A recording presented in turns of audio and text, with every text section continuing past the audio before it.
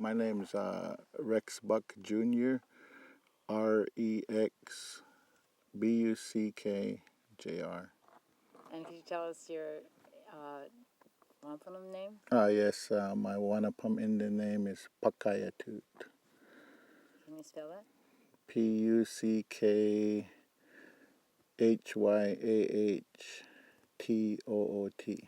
And what does that mean? That means like a bunch of birds coming together.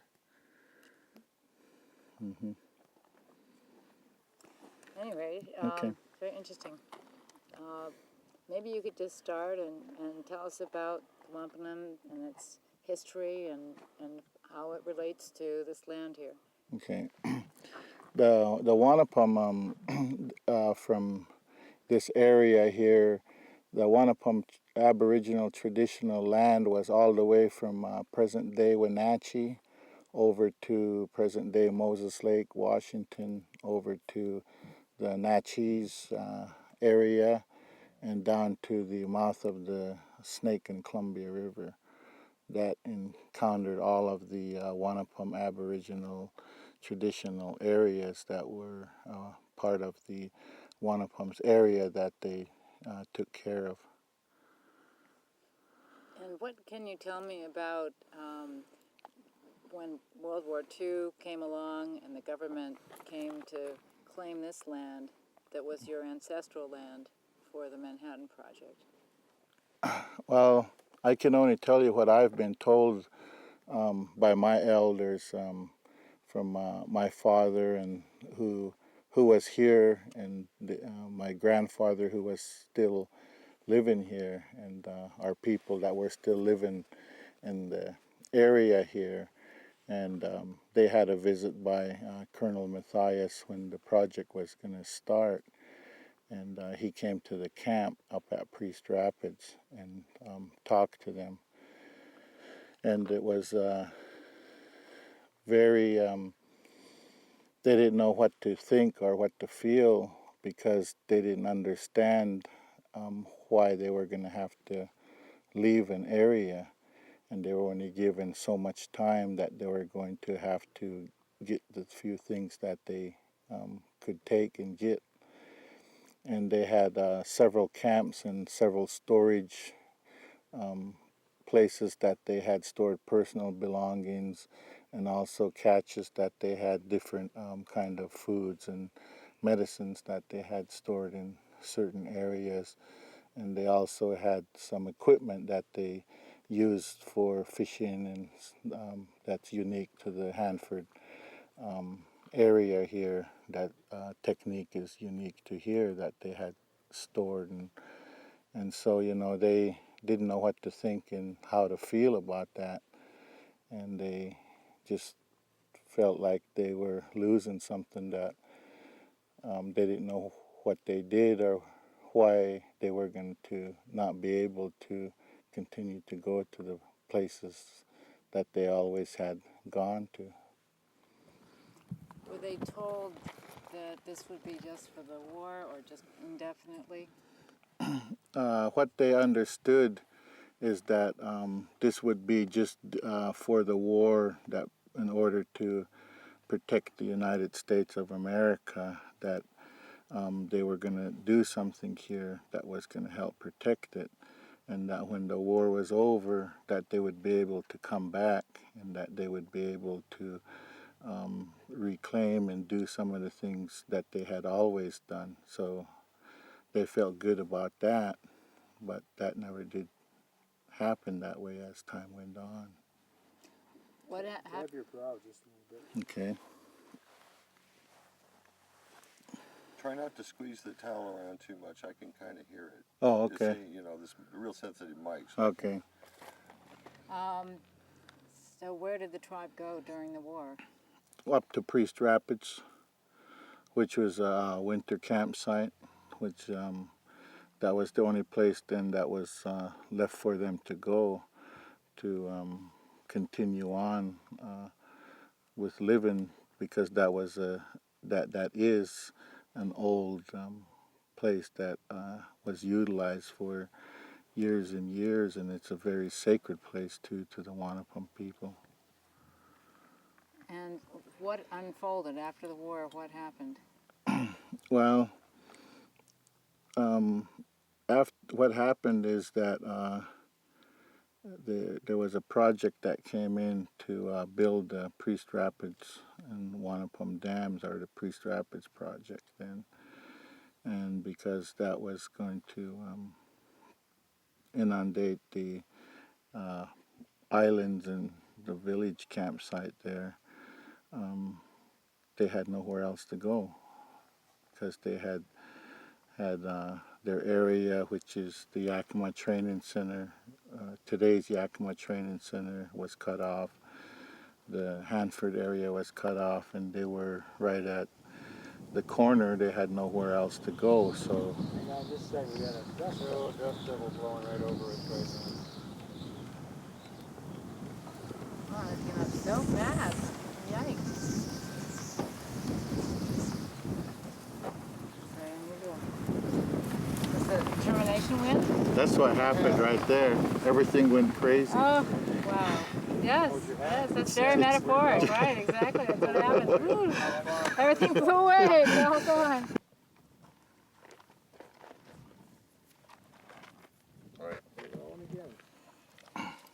I guess back to your question, really, what happened is we we never ever lost our tie and our belief of our ways, that these ways would take care of us, and we continued to do that as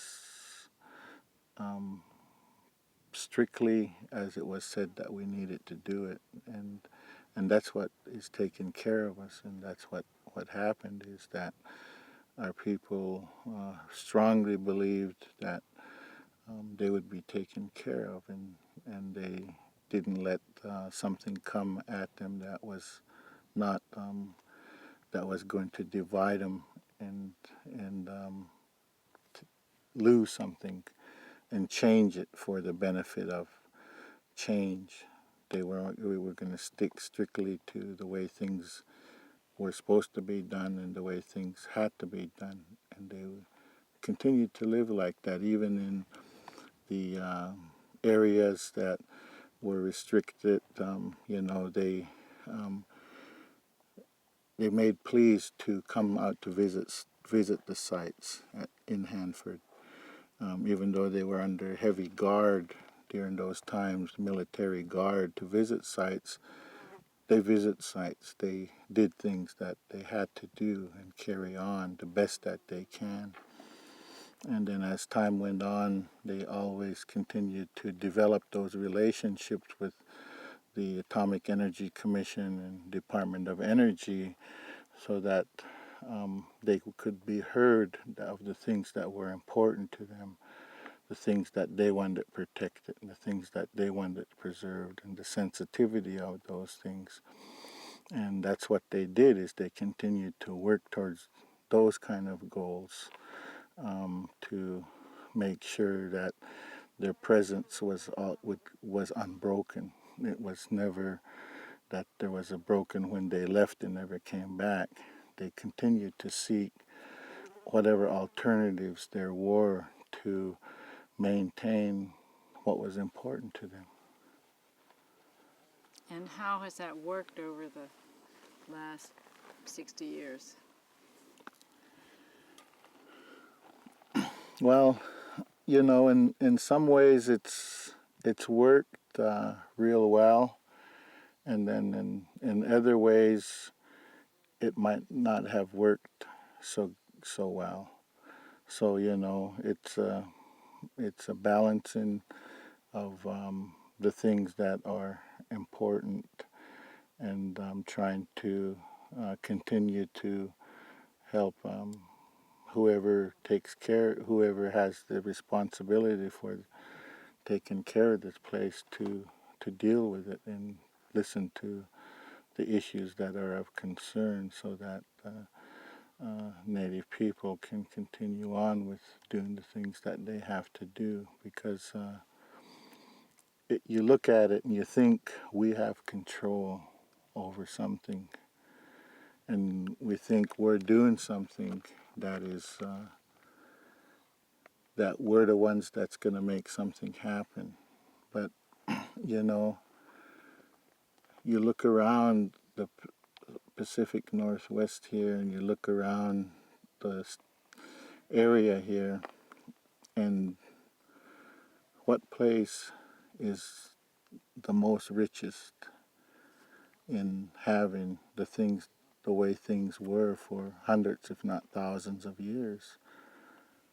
And this is probably one of the prime, or one of the prime places, if not the prime place, that has everything here.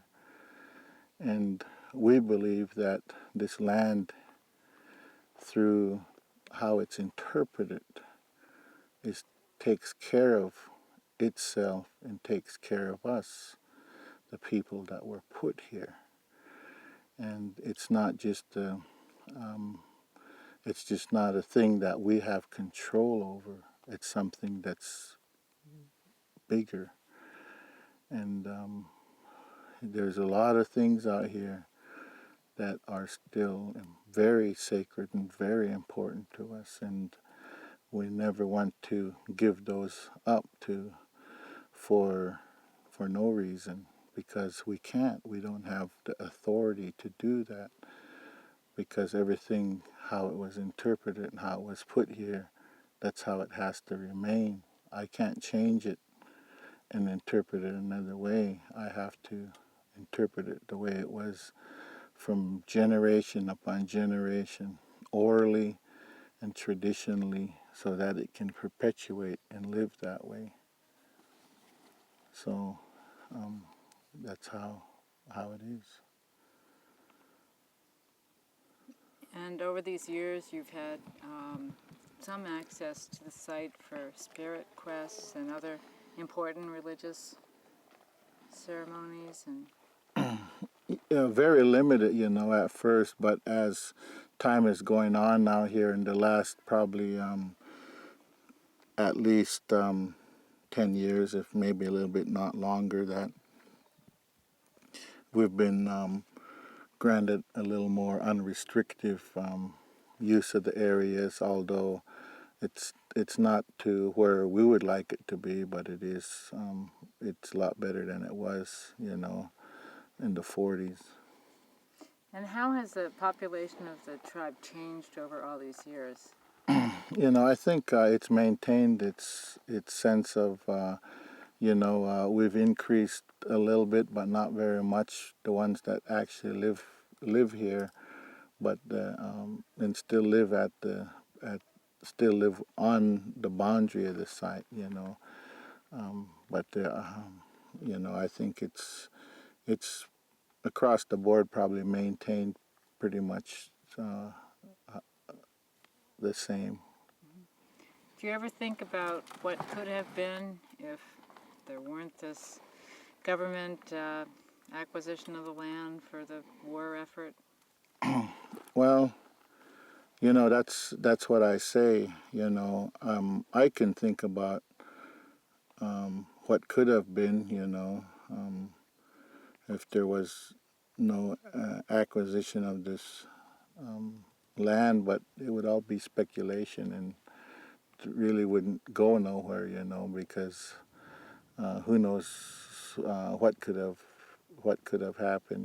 There's a lot of things that were going on here that were happening, and you could only speculate with the way and the prime things that the water provide, opportunities that water and electricity provides. It could have really went in an opposite direction. But it's all speculation. It's just. But I think it was heading that way, in my personal opinion. So it might have been developed in other ways. At least now it's not been taken over by big agriculture or whatever. I don't know. Well, yeah, it's and we believe that was the sense of the land. That's how strong the things were being interpreted, and how long that those things had been and always has been interpreted is because some of the more,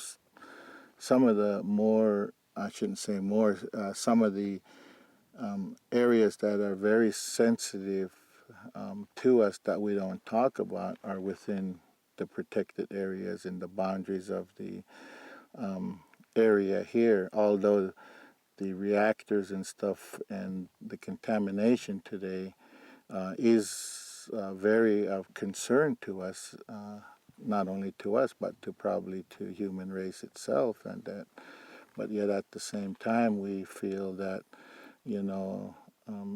there has been protection and preservation here that wouldn't have been here would the Manhattan Project not have been selected to be here. Yes, we lost a lot. We lost a lot of people, lost a lot of personal things. A lot of people lost a lot of things. We lost because we didn't get to come here, but we were very had an opportunity to still live in that type of an atmosphere where we were told about these things and we could identify with them when we got to come here.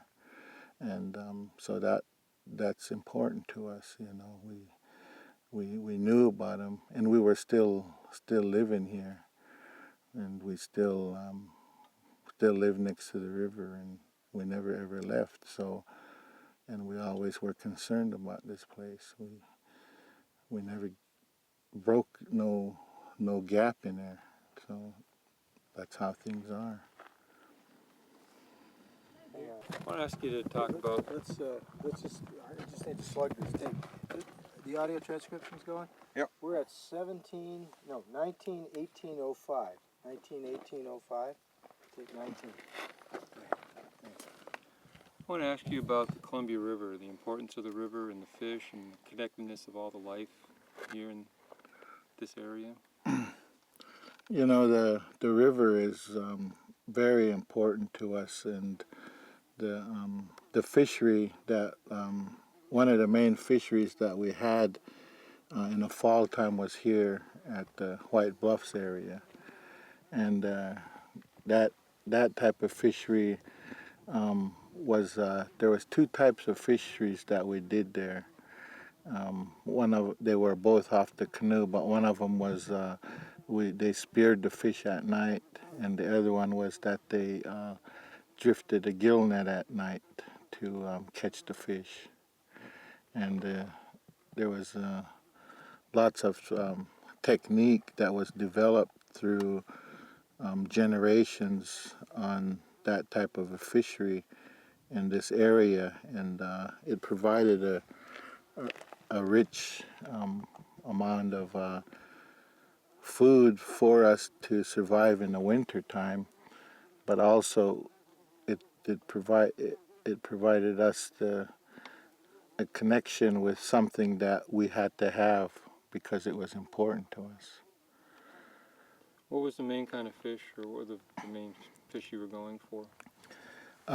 These were the fall Chinook, summer hogs, and some summer, and then in the fall time, we were getting a lot of them in steelheads, and then also they were getting other kind of fish that they were catching too, suckers and stuff like that. And even eels, they would get some eels too, How did the closing of the site affect transmission of knowledge to the next generation and the generations after that? Well, it didn't provide an atmosphere of where you could actually be on the site and you could identify with how important that those things are to us. It didn't when they closed the site. They took away, just like you would say, they took away a part of you. That's how our people felt. They took something away from us that was a part of us. And when they took that away, we didn't know how to feel about it because we never had that done to us. Our people never had that done to us. And when they took that away, it was really not good, you know.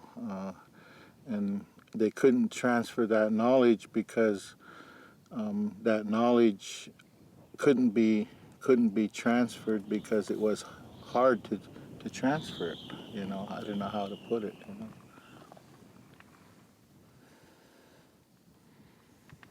Waiting for the winds to stop. That's okay. A little wind is not good. Are you okay, Lee, with that wind? So far, What was it like when you first got to come back onto the site for you after only hearing about things? How did you feel when you first came onto the land here again? I felt like I was walking in somewhere that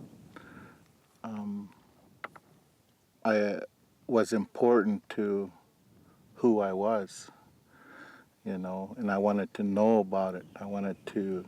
I could feel it, but I wanted to understand it more. That's how I felt. I could feel something. I came with a bunch of elders, and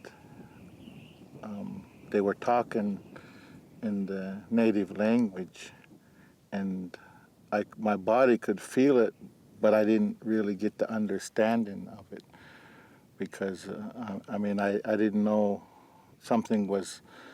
I wanted them to talk more because they were telling stories about different things, people, things that they did, where they lived, who lived where the camp was at, you know, and it was just like a book, you know, but it was living, you know.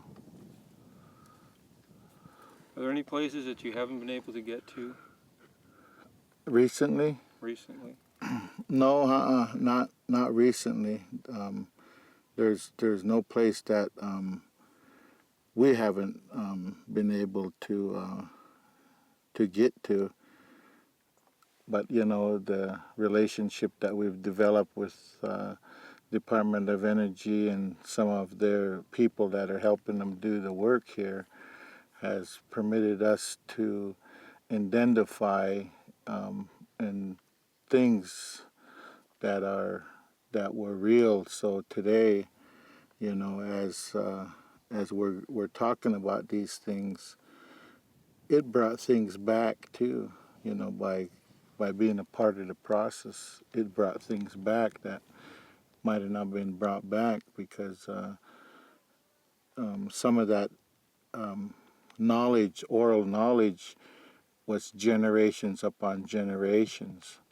So what we could see on the surface, we couldn't identify with what was underneath. And it you know, how when the land was, when the things were taking place and what was happening, didn't have no feeling to it because we couldn't get it in our minds.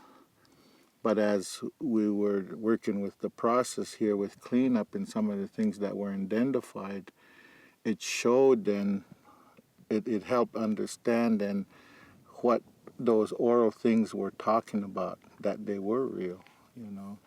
I'm not saying we doubted them or I doubted them, but I'm saying that you could parallel it then with geological events that were recorded, you know, or could be looked at. So, you know, that's okay. How important do you think it is to have kids get access to the site? It's really important. You know, I think that's something that the elders have always says is we got to get our kids on the site, but at the same time they were afraid for the kids because we don't understand what might be good or not good, you know. So, but I think as much as we can, we want to try to get our kids on the site because we have to get them on the site. That's the only way they're going to know, is by getting them on the site. They have to be able to be out here.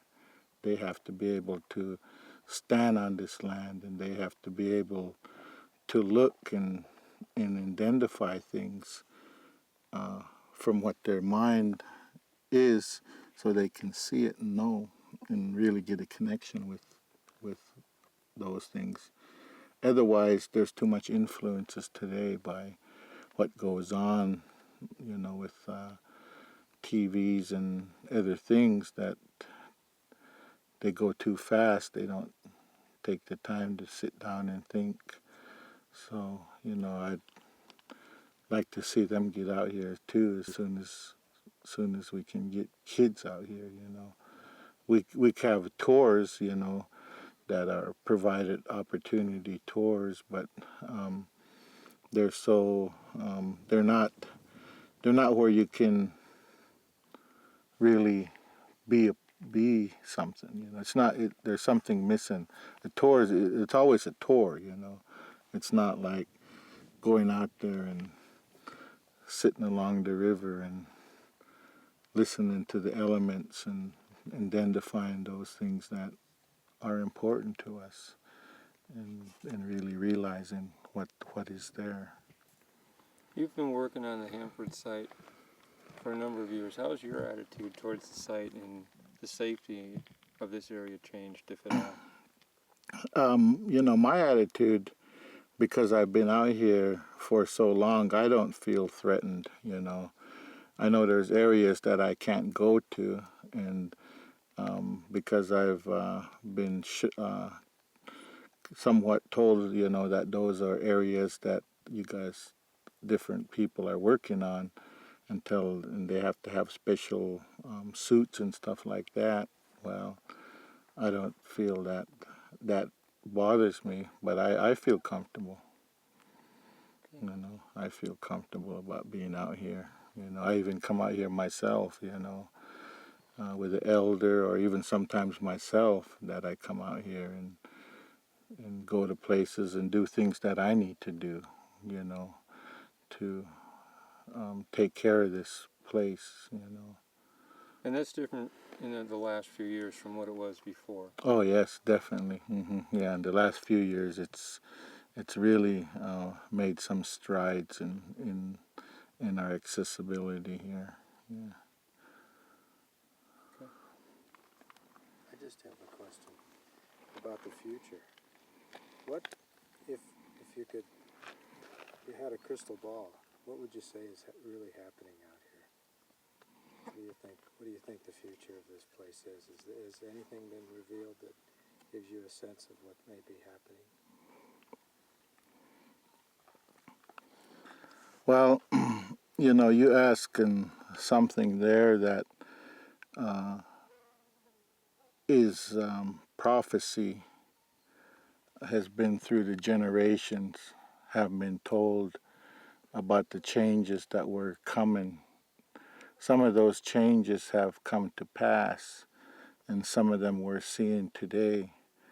And all of those have been interpreted, and we know that the time is going to come when that we're going to have to make sure that we're ready and we're in the place that we need to be, where we were put.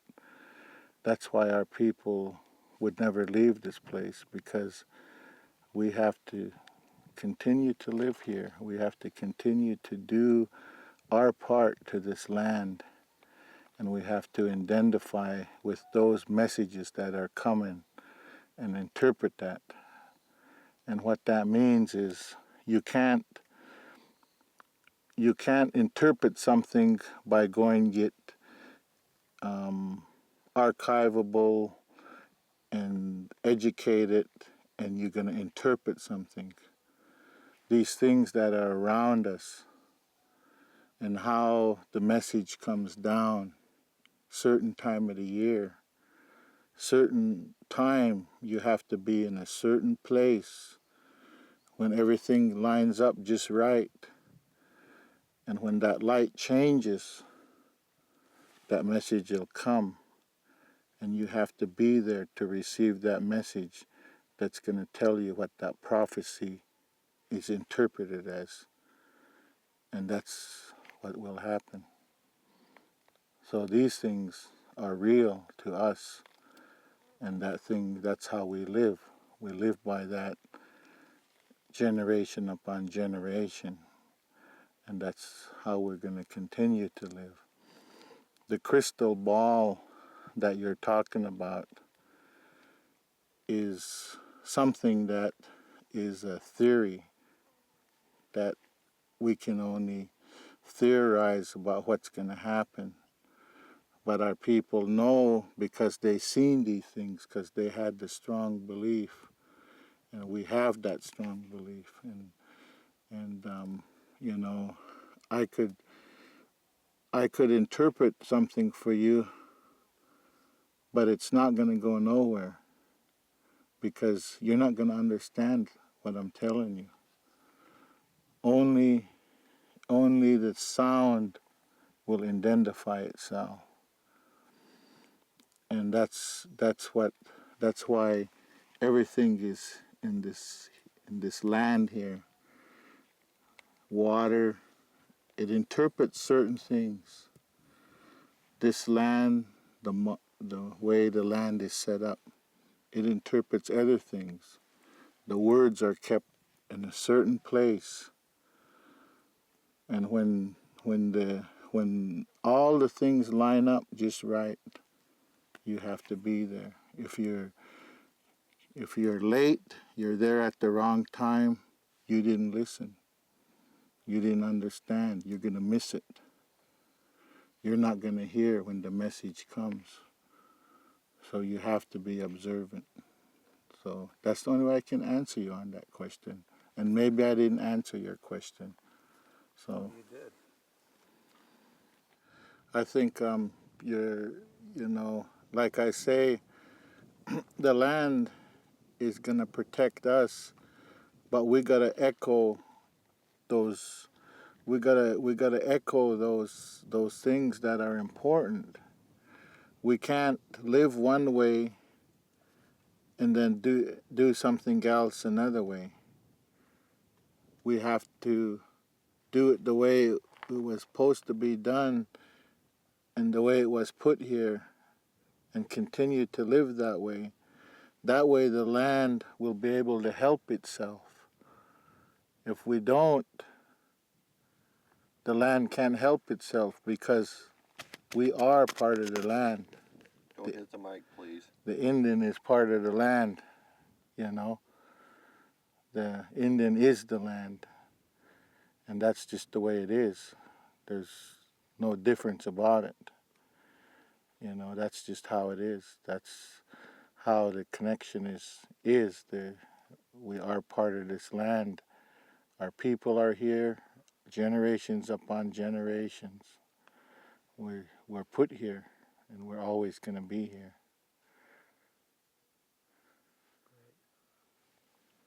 Anybody have any other questions? Well, I think, there's people want something.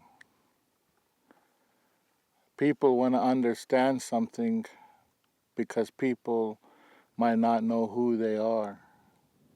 People might not understand why they are or where they come from. They're just here. That's it. Us, we were put here. We've always been here. We didn't come from nowhere. Someone has theory about us coming from somewhere. We didn't come from nowhere. We were put here and we're still here. And that's how it is. And all of these resources that we take care of were put here to provide for us. We don't have to do things to go out and disturb something that we shouldn't disturb so that we can have our subsistence. It's all provided for us right here. But we have responsibilities to those things. And somebody wants to understand that because the resources are getting less. They're looking around seeking something because things are getting bad. Too many things going on. And they don't know what to do. So that's what I think. That's what, I feel that people want to know something, but this don't belong to me. It belongs to our children, and it belongs to our grandchildren and those that aren't born. It belongs to them. We're just here to take care of it and pass it on to them. The rest, I don't know what's going to happen.